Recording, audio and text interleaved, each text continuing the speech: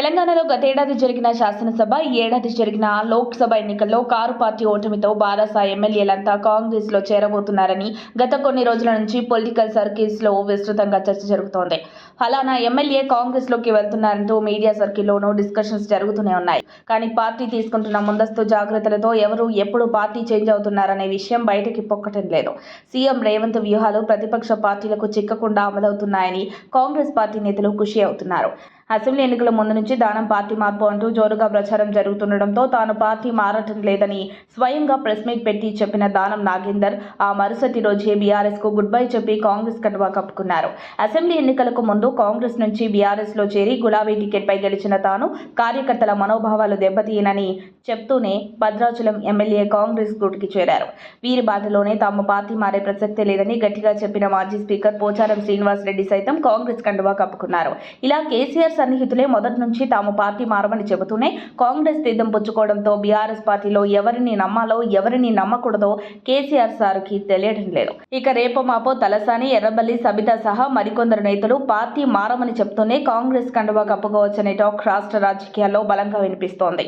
కాంగ్రెస్ లో భారీగా చేరికలు జరుగుతుండటంతో జీర్ణించుకోలేని బీజేపీ ఎంపీ ఈటెల రాజేందర్ ఇలా స్పందించారు. దేశంలో వ్యతిరేక ఫిరాయింపుల చట్టం ఉన్నా దాన్ని అపహరిస్తూ లోక్సభ ఎంపీలు, రాజ్యసభ ఎంపీలు, ఎమ్మెల్యేలు కండువాలు మార్చడం మంచిది కాదని తెలిపారు.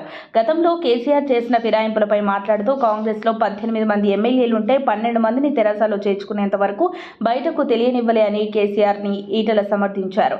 అయితే 39 మంది ఉన్న బీఆర్ఎస్ పార్టీలో నుండి కాంగ్రెస్ లోకి 26 మంది ఎమ్మెల్యేలు చేరితేనే ఫిరాయింపుల చట్టం వర్తించదని చెప్పుకొచ్చారు.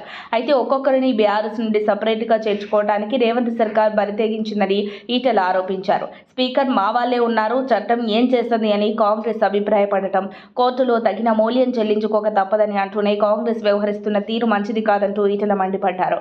కానీ ఈటెలకు నెటిజన్లు అదే స్థాయిలో కౌంటర్లు ఇస్తున్నారు.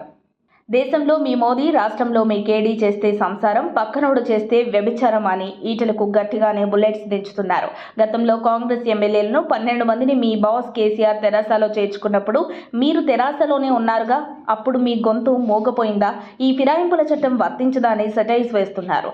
మొత్తానికి ఈటెల కాంగ్రెస్ లో చేరికలపై స్పందించి ఇలా ఇరకాటంలో పడ్డట్లయిందని రాజకీయవేత్తలు అభిప్రాయపడుతున్నారు. ఇక ముందు తెలంగాణలో కాంగ్రెస్ వర్సెస్ బీజేపీ అన్నట్లుగానే రాజకీయం రంజుగా మారనున్నట్లు తెలుస్తోంది. మరిన్ని అప్డేట్స్ కోసం మా కాయ్ టీవీని సబ్స్క్రైబ్ చేసుకోండి. మా వీడియో కనుక మీకు నచ్చినట్లయితే లైక్ చేయండి, షేర్ చేయండి. మీ విలువైన అభిప్రాయాలను కామెంట్ బాక్స్లో తెలియజేయండి.